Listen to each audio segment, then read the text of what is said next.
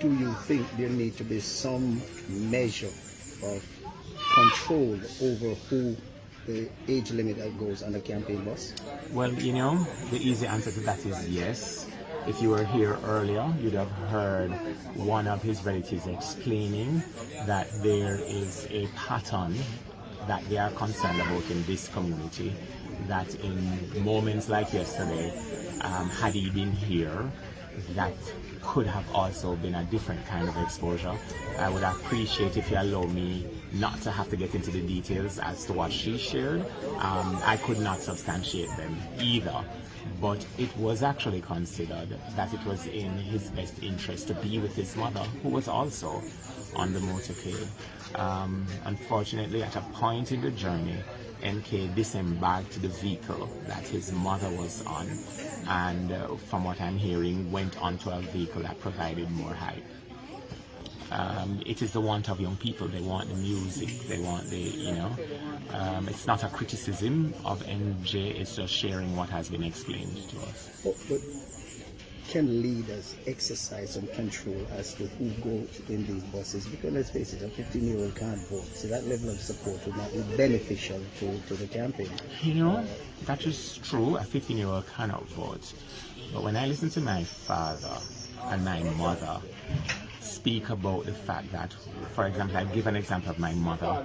Norman Malley is having a meeting. My grandmother is taking all three of her daughters, right? So there has been a long tradition in Jamaica of adults going to events and taking their children with them. The tragedy is not his attending. The tragedy is him falling to his death. A big friction between JLP and PNP supporters. A big clash of going people. The people them out to take it physically in the street.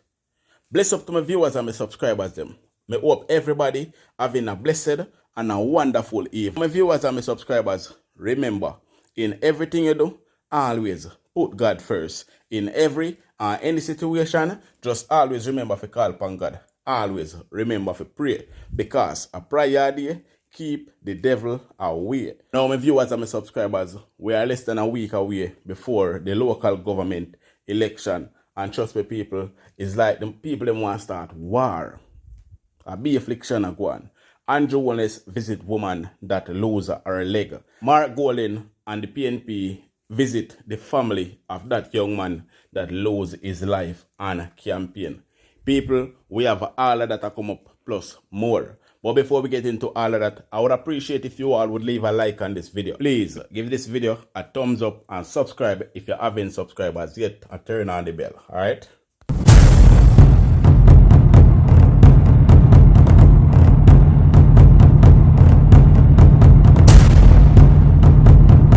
So welcome back to my viewers and my subscribers them. Big up to all of my viewers, big up to all of my subscribers them. We continually support the channel and help the channel to grow. Now my viewers and my subscribers, remember to leave a like on this video. Give it a thumbs up. If you haven't subscribed as yet, then please subscribe to the channel and turn on the post notification bell, so whenever we drop new content, you will be first to be notified. Alright? Now my people, we are going to start this report with Opposition leader Mark Golden visiting the family of the 15-year-old who fell from a bus and died in Portmore St. Catherine during a People's National Party motorcade. I'm very sad about what happened. You know, everybody here is in a state of shock and grief. That is also a part of the consideration, to get some counseling done for especially the mother and some of the people who actually see what take place. They are grieving for a 15-year-old Lamar Gray who fell from a bus during a PNP motorcade in Portmore Sunday evening. The teen's mother, Andrea, who was also on the motorcade with Lamar, said she's still in shock. Him dep on the door, I say, MJ, come off at the door. Till me and me talk to him, till me and him sit down. When him, the rest of them run off, I bust him run off. Like, if me did say something to him, he may come back, I'm going to dry him, but come like me can't say nothing to him. I want to say something to him and me can't say nothing to him. So I go back on the other bus now, and I saw me them I say somebody drop off from me. We just know say him. This house behind me is where Lamar Gray spent most of his days. He was the last of 9 children for his mother. Now his family was gearing up for the local government elections, but now they have to prepare for his burial. I feel really down about just go and hold it car. I know I'm strong. Because them ever tell me I'm strong. He ever tell me to. Because Trib not hear enough time, I tell him some bad things and he must say, maybe I'll thump him in him back, you know, because I'm not really big pitney and he always say, you see it? And me ever cuss, you know, mommy. And me I go play football and buy your house, you know. But there are still concerns about children being allowed on political campaigns. PNP council candidate for the Gregory Park division, Oral Gunnings, who was a part of the motorcade, said it is not something the party supports, but it is hard to control. It's big in size, you know, and sometimes when the bus come, you don't know who on the bus, you know, because I never come with the bus. I just send the bus down here. No people are going on the bus. You really not want to see who going to go on the bus at the time, you know. But if he's on the bus already, then all you need to do is just be disciplined. I remember the last thing that the mayor said that the thing yesterday was that please be disciplined, no overtaking, stay in the line. There's a long procession, so we just have to stay in the line. But people, as they go along, people get excited. For Mr. Golding, the incident has presented an opportunity to revisit an initiative that was used in the past to monitor political motorcades. On nomination day, a Jamaica Labour Party supporter lost her leg after falling from a campaign truck in St. Thomas. There was a time when we used to try and have marshals on buses.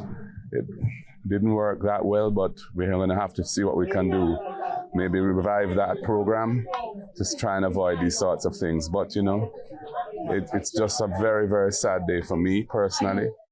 Now, Adi is a cause of that tragic incident, people. And that is why I said you them, you have to listen to a parent. When a parent talk, you have to listen to a parent because they are the one that knows what's best for you. So sometimes disrespecting a parent by not hearing no make no sense. Alright? Now, Prime Minister Andrew Holness, who is also the leader for the governing Jamaican Labour Party, JLP, has pledged to assist the woman who lost her leg while campaigning for the party in St. Thomas. The vehicle in which the woman was traveling was involved in an accident following nomination day activities, resulting in her losing one of her leg. Now, that is a good look. I'm glad to say the Prime Minister go visit her and also promise to assist her. You understand what I say? Yes, because she went upon campaign. I know say some people beat him bad and say, he go late, him shouldn't reach long time, but it better late than never. So big up the Prime Minister, panda one day, if you go assist her. Make sure say, I not just promise, but you definitely are going to do that one now for the family. Alright, we're moving on. Prime Minister Andrew Holness this morning pushed back at critics of the government management of the healthcare in Jamaica. Speaking at a ceremony for the groundbreaking of the University Hospital of the West Indies Ring Road rerouting project, Holness outlined that his administration has made significant investment at the health facilities across the country. Patients are suffering in our healthcare system. We are not oblivious to that. We know this. But it didn't start in 2016. And in fact, we have done more to alleviate and ameliorate the conditions of healthcare in Jamaica than any other administration before. And I can say that without fear.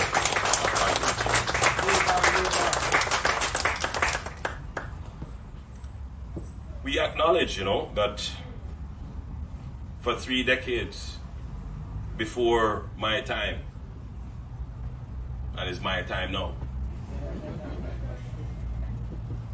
we haven't built a new hospital. We acknowledge that. But who is it building the hospitals now?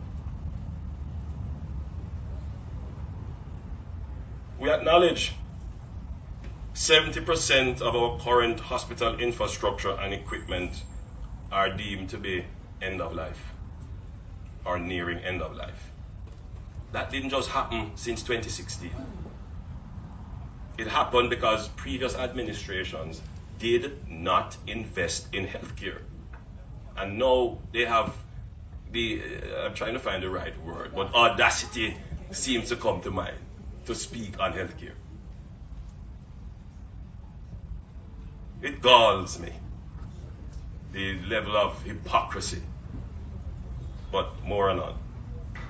My administration is making sizable and tangible investments to reverse this long period of underinvestment and neglect. In fact, I can, without fear of contradiction, say that my administration has embarked on the most significant program of expansion and improvement in our national healthcare infrastructure since independence.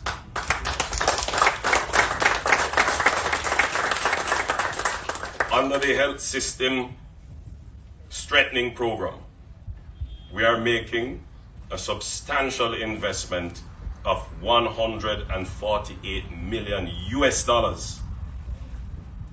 And this initiative will lead to the development of 3 hospitals, St. Anne's Bay, Maypen, and Spanish Town, where we broke ground a few weeks ago.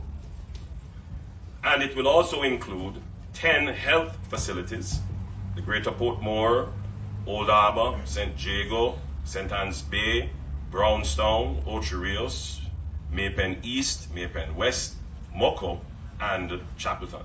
In 2023, Minister, I'm just taking 2023, we improved the Monique Health Center. So we're doing this, but in case people believe that we are only focused here. So in Monique, we did the Monique Health Center, $26 million. It will benefit 32,000 patients, improve that health center. Ground was broken for the construction of a new administrative building for the St. Anne's Health Department at a cost of 400 million Jamaican dollars. The Mandeville Comprehensive Health Center in Manchester was upgraded to offer improved services and retrofitted with additional safety features to be more resilient to natural disasters. The Cambridge Health Center was renovated by the NHF at a cost of more than 60 million Jamaican dollars. It will benefit some 4,000 residents of Cambridge and its environs. Yes. A new $29 million energy efficient broiler system was installed at the Savannah Mar Public Hospital in Westmoreland. A US $5 million contract was signed for the implementation of the electronic health record system in the public sector. Minister Tufton spoke about that. The St. Elizabeth-based Black River Hospital was equipped with a $37 million digital retrofit. That means they changed out all their computer systems there.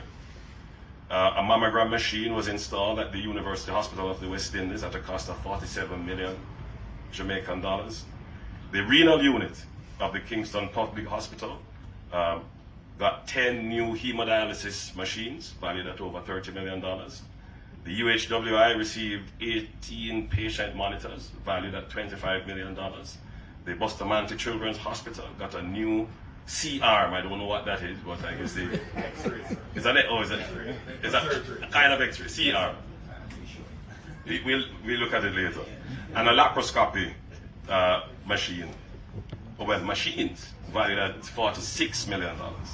2 ambulances and a panel van were acquired at a cost of over $33 million to serve the parishes of St. Anne and St. Mary and Portland. The Southern Regional Health Authority received 4 retrofitted ambulances, a passenger bus and a van at a cost of $62 million.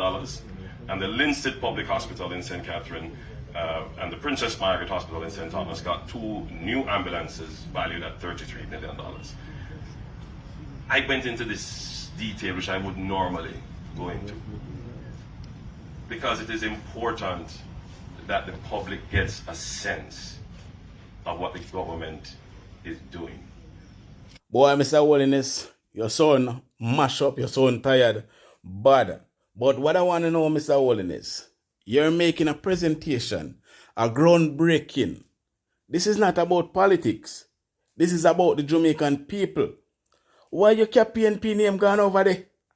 Why your PNP name gone a ceremony? Come on, man. Do better than you don't have a campaign this so? Nobody know this for your campaign with it. Mr. Holness, man, you spoil up a thing, man. But one thing I don't agree with you upon, and the healthcare system are the worst we ever have in healthcare. And since you're in power, people can't ever get bed for down pan. So I don't agree with you on that one. Stop blaming PNP and do what you have to do. Do the work what you get to do. Every day get up your blame what gone already. We want to see what they go on at present. Show me what you have to do. Stop blame. Who gone past you? Work for the Jamaican people so the Jamaican people them can say, yeah, you put in the work. But people state the thought on that down below in the comment section. We're moving on. Now, you see for the big old fool people them, we take this politics business out of hand and I try if bring war into this thing. We don't have sense, man. Because after this thing done, if one don't even do something bad and get locked up and go behind bars, nobody at all no care about you know. Why removing each other sign? Why removing each other posters? Why try to destroy each other things? Come on, man. Clean politics. A clean local government election. Make it thing run smooth now, man. Why not bring violence in this thing? Someone don't need to pack up in a barrel and shove off. Don't want to heal and this run the along so until on sense lick back in our head and know say yo, leave certain things alone. You understand me? I say, no people check out this video.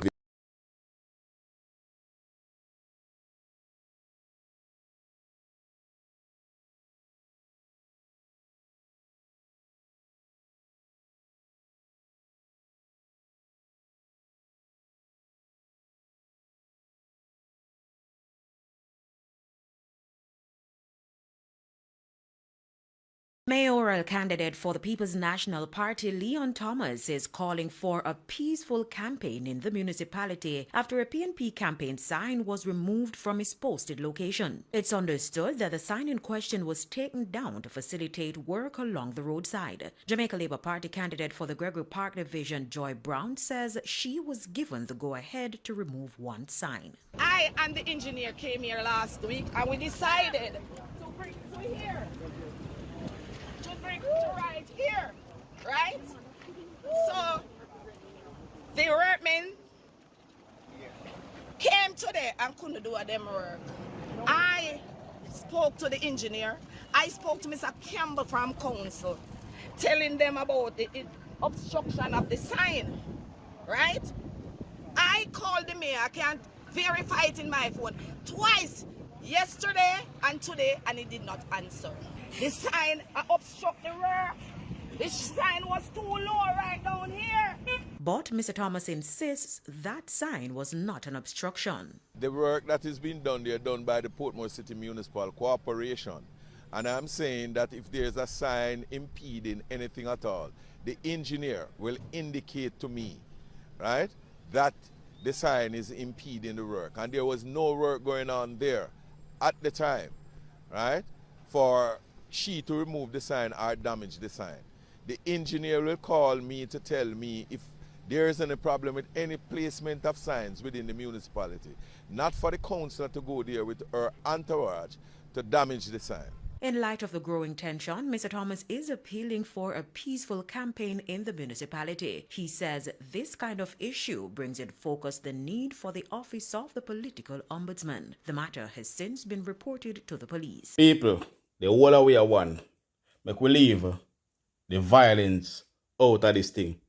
Because I know say, definitely no see Mark Golding and Andrew Holness are fighting one another. I know say, see the mayor them, the MP them, the councillor them, the councillor candidate, none of them now war with each other. So why? I try to push war, why I try to destroy each other things so it cause violence, and then uno end up behind bars and who gonna graveyard and uno family have to bury uno and all of them something there. Yo, Jamaican youth, uno wise up no man. And when you not gonna have sense, when you not gonna stop fight with politician and look like an idiot, get a youth. These are the reason why politics use you know. These are the reason why politicians use you know, because they realize say, uno hate peace not about a scran. Uno hate tough. Stop the violence.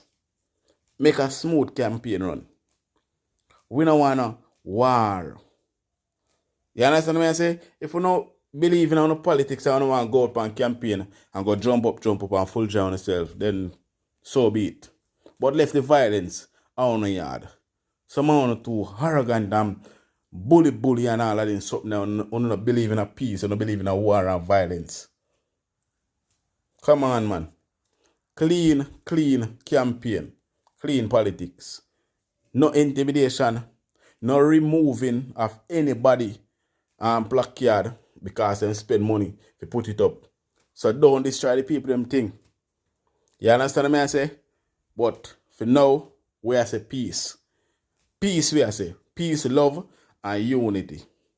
That's all we are say right now. Alright, we are one Jamaica, one family.